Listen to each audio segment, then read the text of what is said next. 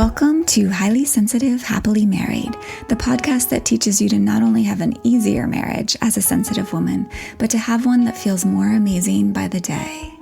Where you'll hear relatable stories, love advice that works, and coaching on how to have a marriage where feeling upset and disconnected is a thing of the past, and where instead a sense of loving connection and even fun and lightness is the norm. I'm Hannah Brooks, highly sensitive person, love expert, and marriage coach, and I'm so happy to be on this journey with you. Hello and welcome to the season of generosity. I don't usually tend to do episodes that are very based on holidays or seasons, but today it felt like the thing to do. And I have just been thinking a lot about generosity, and I wanted to share my thoughts as we head deeper into the holiday season about generosity when it comes to marriage. And speaking of generosity, it would mean the world to me if you hit subscribe and left a rating and review of this podcast if you've been getting anything from it. If it's been feeling useful to you in any way, please go ahead and leave a rating and a review. It actually, when you do so, helps it reach more highly sensitive women and impact more marriages in a super positive way. So it's a way of being generous when you leave that review. Okay, that all said, let's talk about generosity. And I want you to really stick around and hear me out on this, because it's quite possible that some of what I'm going to say is going to surprise you and inspire you. So let's start in the beginning of Hannah's little life. When I was a kid, I remember distinctly sort of like wincing and like going, ugh, when my parents would say things like, the best part of Christmas is giving gifts, not getting them. To me, it was like, yeah, no. Right? Like, obviously the best part of birthdays and Christmases was getting gifts. And I really, like, as a kid, that really felt true. But it's interesting now that I am an adult, things have genuinely changed. I've spent a lot more time really exploring what it feels like to be generous. And what I've found is that it feels amazing. Of course, getting gifts and getting compliments and all the receiving feels amazing too. But being generous, feeling generous feels amazing. And when it comes to relationships, it's such a game changer to recognize this. When I was younger, not even just as a child, right, but more as like a teenager and in my 20s, and even in my early 30s, I was really focused. I definitely was unconsciously focused on what I got in my intimate relationships, right? I was kind of always unconsciously measuring if I was getting enough from my partner, if I was getting enough attention, time, kisses, compliments, if I was getting enough respect, if I was getting enough of his listening ear, right? If, all sorts of things. I was focused on what I was getting. Physical gifts to me were never a huge focus when it came to intimate relationships. But I do know that for many people they are, right? Getting flowers, getting birthday gifts. It is a way in which many of us do feel like we are being given to. We are being loved, right? So I noticed the same thing, though, that in many women is that there's this unconscious focus on getting, like, or what we aren't getting, right? instead of on what we're offering, what we're giving. Now, for me, I realized at some point that to have an amazing relationship, we can't approach our relationship from that place of giving love as a means to get love, right? As giving, of like giving as a means to get affection or attention or validation, right? That, in other words, we don't in a really thriving relationship, the focus isn't on what we're getting, right? Or we don't use giving our attention and our love and our gifts as a way to get love. Like we're not using it as an exchange, right? Right? Loving to get isn't really loving, right? And when I look back on my younger self, there was some of that there, certainly not all, right? But there was a little bit of this part of me that was like showing up lovingly just in order to get that back, right? And I think of this as just it's innocent and well-intentioned, but it just doesn't ultimately work so well. If we're being generous and loving with the intention of getting love and generosity back, that's really more a form of trying to manipulate outside circumstances, right? In order to get a feeling that you want, which again, it just doesn't work so well and tends to turn a relationship, a marriage into kind of a control game or a power struggle. I'm going to share more on this in the coming episodes soon. But here's the thing. If you dig deep, what we're always going for when it comes to any goal we have, like having a great marriage, like getting love and attention and kisses and gifts, right? Like maybe we're not aware that that's our goal, but it is a goal for so many of us, right? And the reason we're going for getting that love and getting those kisses, just as examples, right, is because we want a feeling, right? That's always what we're going for when we have a goal, when we're trying to get something.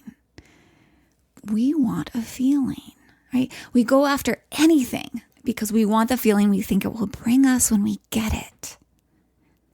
That's a really important thing to understand. So the ultimate feelings we want, most of us want, are things like love and peace and fulfillment, right? Feeling really valuable, feeling worthy, right? In other words, we really just want to feel really good. That for most of us, that's our ultimate goal if we really look at it and boil everything down.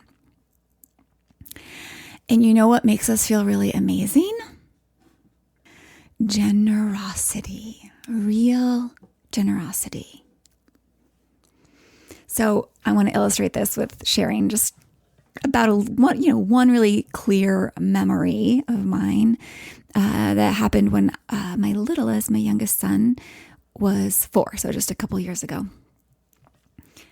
I actually don't remember what holiday it was. Maybe it was his birthday, maybe it was Christmas or something.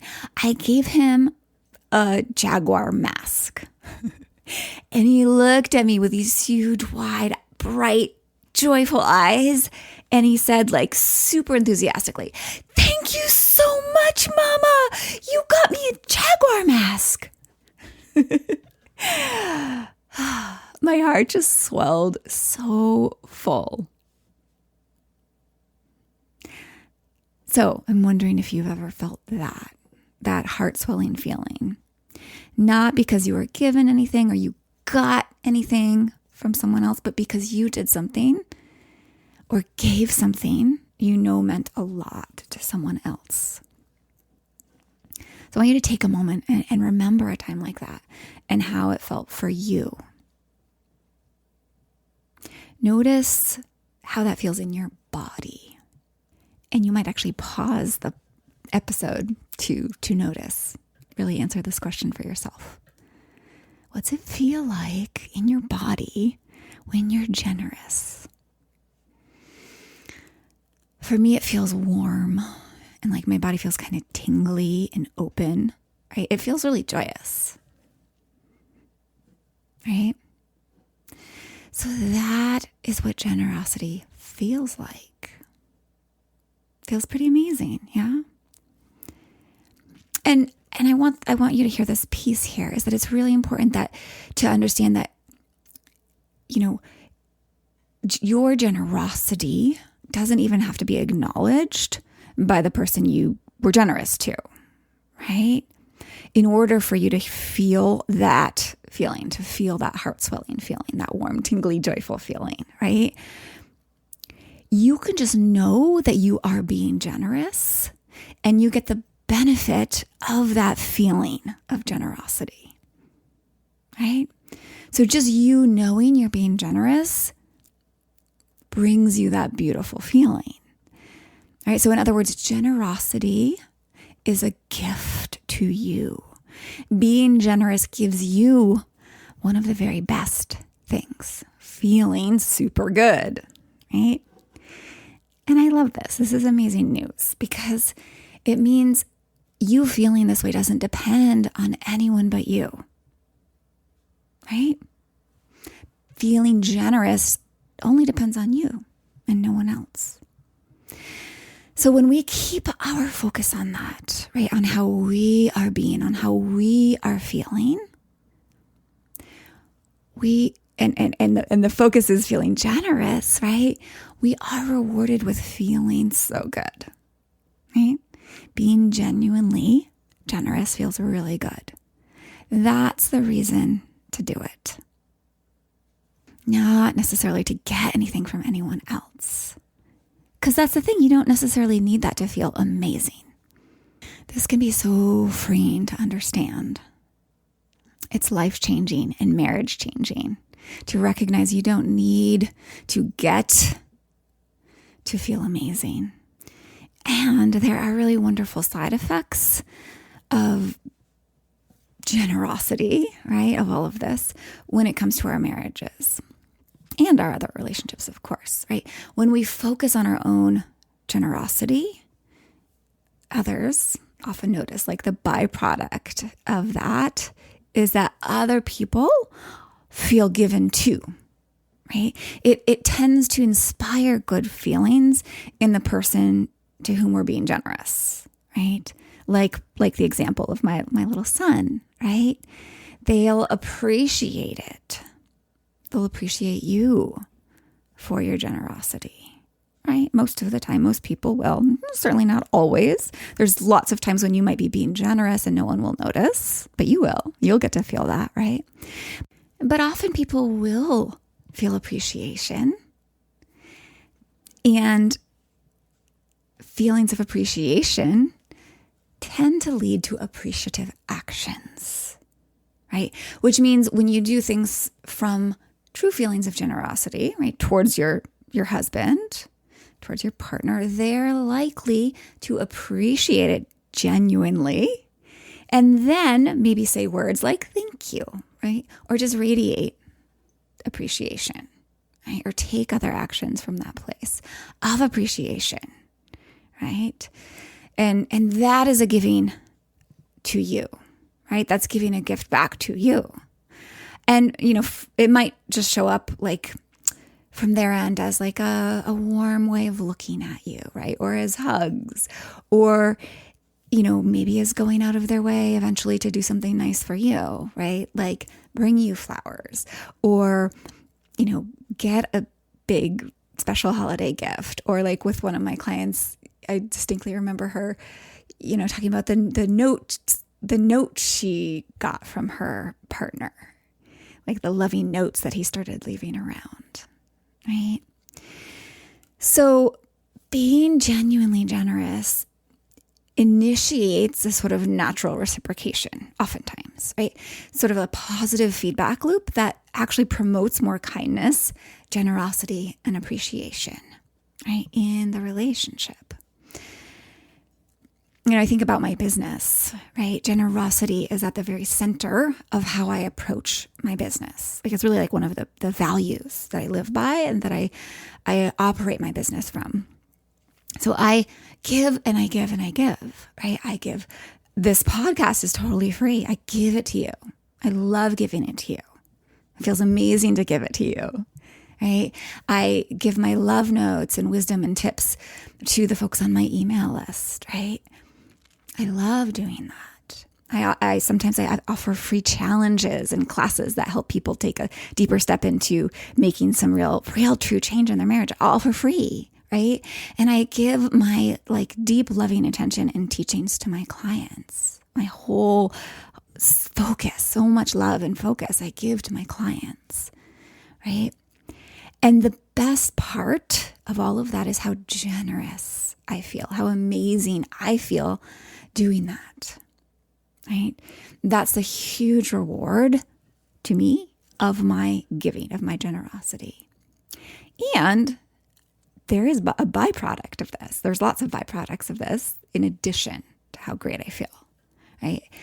I actually am supported in many ways in return, right? This is the byproduct. I get so many kind words, notes of appreciation, clients telling me how much they love and appreciate me, and other people in my sphere. And I also get a beautiful income that supports me and my family, right? So generosity, genuine generosity is magic in all realms of life, and especially in marriage and business.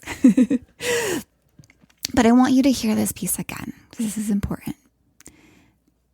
Giving should not be a manipulation tactic aimed at getting something back, right? Again, we don't give because we expect something in return. That's not actually generosity, right? When you give, make sure you don't do it for the other person's reaction, right? We can call that transactional giving, right? Where you're giving in order to get, right? Now, generosity is naturally an invitation towards inspired reciprocity. Give because being generous genuinely gives you what you most want, again, which is feeling good in yourself. Now, your marriage is such fertile ground for giving yourself the gift of that feeling. Because in your marriage, you have someone you can focus your generosity towards. Right? You have this person to love and to feel generous towards. So, what can feeling and being generous look like on a day-to-day basis in our marriages? Great question, right? And truly the sky is the limit here. But for me, I love giving my husband acknowledgement, words of appreciation, right? My affection, right? Like a hug or a head rub. I love giving an invitation, like extending an invitation to sit on the couch with me for a little while in the evenings, right? It's a way of giving him the knowledge that I love him to be near me. Being generous can look like, giving him my 100% focused, fully present attention, right? For some moments of the day, right? Like where I look into his eyes, I really see him, I really hear his words, I ask him how he's doing, right? And really listen to his response. And it can look like offering him, again, appreciative words for things he's done, right? Like little thank yous for starting the fire in the morning in the wood stove, or doing the dishes, or taking my oldest son to get a COVID test yesterday, right? I give to him. I'm generous to him when I tell him I love him, or really share any truth of mine when it's coming from a place of self-ownership and love, right? So my words, my honest words, are a form of generosity, right? So you can give your words from a place of self-ownership, right? And not blame. Your truth from a place of vulnerability and ownership meaning like, hey, this is what I'm experiencing. You can give your ear to him and really listen to him. You can give your curiosity and interest to him. Well, I'm going to share more about that in a coming podcast. Curiosity is so powerful. You can give your gratitude to him. You can give your kisses to him, and so much more. When I'm generous like this, I notice he gets kind of caught up in the swell of it, in the tide of it, right? He's likely to then pull me into a hug with his eyes all lit up and a big smile on his face, right? He's likely to nuzzle my neck or sit down next to me on the couch with a, silly joke and swing his arm around me, right? Or maybe offer to cook dinner and on occasion maybe bring me flowers, right? So this generosity has the effect of sort of setting the tone in our marriage. Generosity sets the tone of our days and our years together, right? And it really keeps tenderness and connection and open-heartedness and all these other sweet feelings that generosity tends to rouse really at the center of our lives together. Really, it makes our marriage a loving dance of reciprocity. But here's the thing, it wouldn't be the case without me purposefully choosing to be generous. Right? Even if in the moment I don't feel like it, I always steer myself back to it. I make my way back to generosity over and over.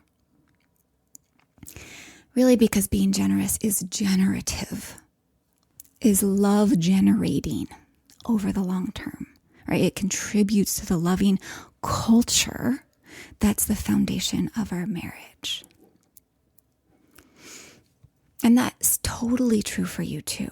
Generosity really contributes to creating a loving culture in your marriage. So, what can you give your husband today or this week that you think he might enjoy? How can you be generous today? Really explore being genuinely generous without attachment. And again, not for him per se, right? But because you love seeing him receive what you give, because you love the feeling of being generous, because it just feels good to you, right? To you.